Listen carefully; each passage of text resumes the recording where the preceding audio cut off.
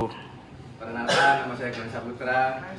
Saya Johan. Dan saya Muhammad Dwi Fiza. Kali ini kita membawakan topik analisis segmentasi pelanggan menggunakan algoritma Cummins clustering. Studi kasusnya untuk mall customer segmentasi data. Yang pertama, mengapa segmentasi diperlukan? Yang pertama itu ada masalah industri retail menghadapi volume data transaksi yang besar, big data. Dua, tantangan, sulit memahami perilaku konsumsi jika menggunakan analisis manual. Terus yang ketiga, solusi yang dibutuhkan itu metode unsupervised learning untuk mengelompokkan pelanggan secara otomatis tanpa label. Jadi dikelompokkan data-datanya yang tidak ada labelnya, clustering. Tujuannya menemukan pola tersembunyi, hidden patterns untuk optimalisasi strategi pemasaran. Terus rumusan masalah dan tujuan. Rumusan masalahnya yang pertama, beberapa jumlah cluster optimal untuk data pelanggan. Yang kedua, bagaimana karakteristik setiap segmen pelanggan. Terus tujuan penelitiannya, yang pertama itu menentukan nilai optimal menggunakan method. Terus yang kedua, mengimplementasikan algoritma Cummins clustering. Yang ketiga, menganalisis profil cluster berdasarkan income dan spending score untuk strategi bisnis. Jadi intinya itu kita nyari kelompok atau cluster yang paling optimal. Intinya nggak terlalu sedikit dan nggak terlalu banyak. Terus yang kedua, kita harus memahami bagaimana karakteristik setiap clustering itu atau kelompok tersebut. Next. Nah, landasan teorinya yang pertama unsupervised learning. Jadi pembelajarannya intinya itu kita mengajarkan mesin bagaimana cara mendata, memahami pola, label yang nggak ada labelnya datanya. Jadi fokus pada eksplorasi struktur data. Yang kedua ada Cummins clustering. Jadi algoritma pembagian datanya nanti itu buat data yang hampir mirip. Jadi nanti dikelompokkan berdasarkan kemiripan. Terus yang ketiga, Euclidean distance. Jadi metode pengukuran jarak yang digunakan untuk menghitung kemiripan antar data. Next. Nah, jadi untuk metodologi penelitian, kita datasetnya dari mall customer segmentasi data diambil dari Kaggle. Ini diambil dari tahun 2023. Jumlah data yang kita pakai ada 200. Terus atribut fokusnya ada annual income, jadi gaji tahunan dari setiap orang, sama speeding score. Speeding score-nya ada 1 sampai 100. Jadi yang pertama itu ini hasil yang kita dapat datanya, ada 200 baris. Terus fitur seleksinya itu memilih hanya kolom annual income dan speeding score. Yang diambil hanya income, gaji tahunan, sama speeding score. Hasil skor dari belanja di mall. Terus data scaling menggunakan standar scaler karena perbedaan skala yang signifikan, ribuan vs 1 sampai 100 untuk menghindari bias perhitungan jarak. Jadi data scaling ini biar nggak ada berat sebelah.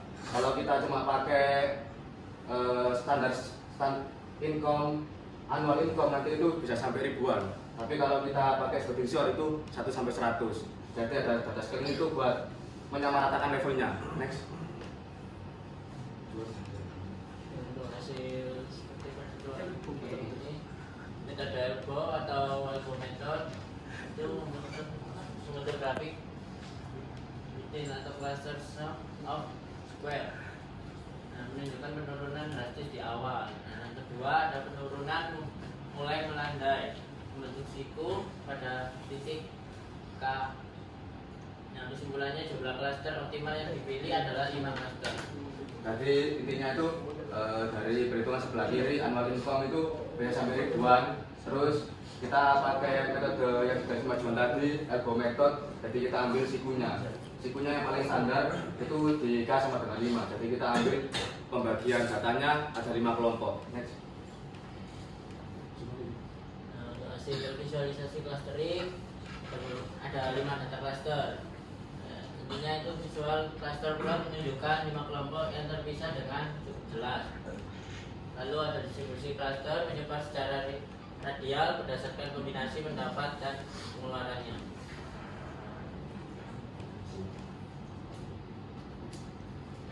Nah, di sini ada analisis profil clusternya. Nah, di sini kan ada 5 cluster, dari cluster 0 sampai cluster 5. Cluster 4 Nah di sini ada jumlahnya dari cluster 0 itu jumlahnya ada 35, terus rata-rata income-nya itu 86,54, rata-rata spending-nya itu 19,34. Nah di sini hati-hati karena potensinya tinggi, karena pengeluarannya tinggi. Yang cluster 1 ini ada jumlah anggotanya itu 9, terus rata-rata income-nya itu 26,30, terus rata-rata spending-nya itu sekitar 20,91, yaitu ibaratkan hemat. Nah, yang cluster 2 ini ada jumlahnya 48, rata-rata income-nya 55,22, terus rata-rata spending-nya itu 49,56, yaitu dalam nama spending-nya itu standar. Terus yang cluster 3 ada jumlahnya 22, terus rata-rata income-nya 25,74, terus rata-rata spending-nya itu 79,36, tapi segmentasinya itu impulsif atau sensitif harga. Yang terakhir ini cluster 4. Jumlah anggotanya itu ada 56. Nah, itu rata-rata income-nya 86,54, tapi rata-rata spending score-nya itu 82. Nah, nama skemanya itu loyal jadi VIP. Jadi intinya itu rata-rata income, rata-rata gajinya per tahun itu yang di cluster 0 itu 86. Masuknya itu tinggi, tapi rata-rata spending score-nya itu skor dari pembelian di mall itu rendah, cuma 19,34. Nama segmennya ini hati-hati. Ibaratnya itu kayak orang yang gajinya besar tapi dia hemat, nggak beli-beli.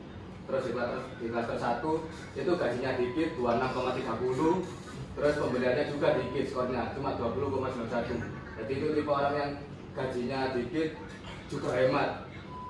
Terus yang cluster 2 rata-rata income-nya 55,22 sama rata-rata spending skornya 49,56. Maksudnya standar, kayak gajinya standar, terus ya pengeluarannya juga standar, normal. Cluster yang ketiga gajinya sedikit, tapi rata-rata spending score-nya hasil pembeliannya, skor pembeliannya itu besar. Jadi inklusif sensitif harga. Maksudnya sensitif harga ini tandanya kalau kita ngejualnya di mall itu pas diskon-diskon, dia itu pasti ngebelinya banyak.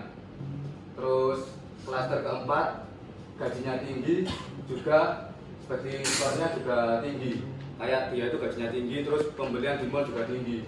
Itu loyal, orang-orang target yang atas, target utamanya. Nah, di sini ada interpretasi bisnis dan strategi, yaitu interpretasi karakter berdasarkan Android-nya, yaitu yang tadi dijelaskan sama Gilang, cluster loyal VIP itu income dan spending-nya itu sama-sama tinggi, strateginya itu layanan eksklusif. Terus yang cluster 0 itu hati-hati, yang dimana gajinya tinggi terus tapi spendingnya itu rendah, jadi kayak punya daya beli yang tinggi tapi tidak belanja. Nah itu strateginya itu rayu dengan value yang jangka panjang. Terus yang cluster 3 itu impulsif, belanja tinggi meskipun income rendah. Nah itu strateginya itu promo cepat atau flash sale dan cicilan.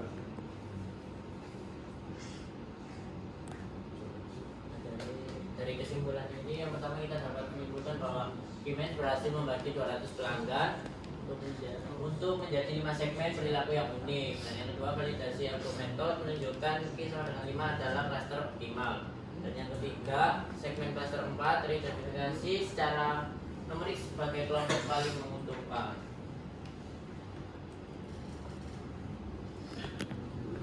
Nah, saran dan rekomendasinya itu dari yang pertama itu rekomendasi bisnisnya, yaitu alokasikan budgetnya pemasaran premium untuk mempertahankan cluster 4 atau yang tadi VIP atau loyal. Terus yang kedua menggunakan diskon maskal. Terus untuk saran akademisnya itu penelitian selanjutnya dapat membandingkan hasil ini dengan algoritma clustering lain, yaitu seperti DBS scan atau hierarchical untuk validasi kekuatan model. Halo. Oke, nama saya Bima Nurkarnain, terus kantor RPM 54 izin bertanya. Jadi, apa tujuan utama penelitian segmentasi pelanggan pada data mal customer segmentation? Izin menjawab Mas Dimas. Jadi tujuan utamanya kita clustering tadi itu tujuannya itu analoginya kayak gini. Semisal kita membagi ya, setiap di mall ini yang belanja itu tipe orang yang kayak gimana, nanti kita bagi. Jadi kan tadi udah dibagi jadi 5. Mulai yang jadi bayarannya besar, hemat, bayarannya besar, boros, bayarannya kecil, hemat, bayarannya kecil, boros, sama standar. Jadi semisal analoginya kita mau ngasih promo HP baru keluar kan ada promonya. Itu kita nggak salah target kayak yang gajinya besar tapi hemat.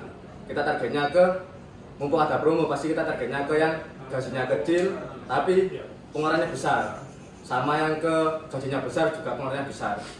Jadi targetnya itu ke nggak salah-sasaran intinya. Mungkin itu aja bisa diterima sama Mas Dimas.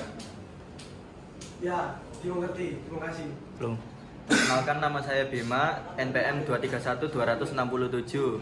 Berdasarkan tadi hasil elbow method, berapakah jumlah clustering yang paling optimal dan mengapa jumlah itu dipilih? Untuk mengenai berdasarkan hasil angka untuk elbow-nya di sini jelaskan itu.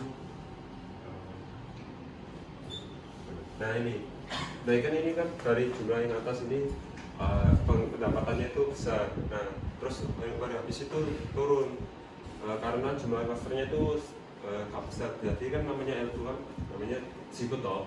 Nah itu diambil tengah-tengahnya itu 45. Jadi intinya kalau kita bagi lagi sampai 10, nanti itu penentuan jumlahnya itu yang sebelah kiri itu juga dikit.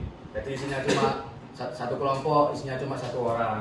Ini tengah-tengahnya 5. Kalau kita geser ke kanan itu enggak mempengaruhi banyak perubahannya. Jadi kita ambil 5 kelompok dengan pembagian di setiap kelompoknya itu enggak dikit juga enggak terlalu banyak. Pas di tengah-tengah. Bisa terima Mas? Iya, terima kasih. Sama-sama. Izin bertanya Mas, saya Gunawan NPM 23120023. Yang saya tanyakan adalah mengapa proses data scaling diperlukan sebelum menerapkan algoritma demand? Mohon dijawab, terima kasih. Jadi izin menjawab ya Mas Gun. Siap. Untuk scaling data ini sangat penting karena terdapat perbedaan yang sangat signifikan seperti atribut yang berfokus pada annual income dan spending score. Nah, untuk data scalingnya menggunakan tender scaler karena perbedaan skala yang signifikan, yaitu seperti angka 1 sampai 100 untuk menghindari bias perhitungan jarak. Sekian dari kelompok kami. Mohon maaf bila ada salah kata. Terima kasih. Wassalamualaikum warahmatullahi wabarakatuh. Waalaikumsalam warahmatullahi wabarakatuh.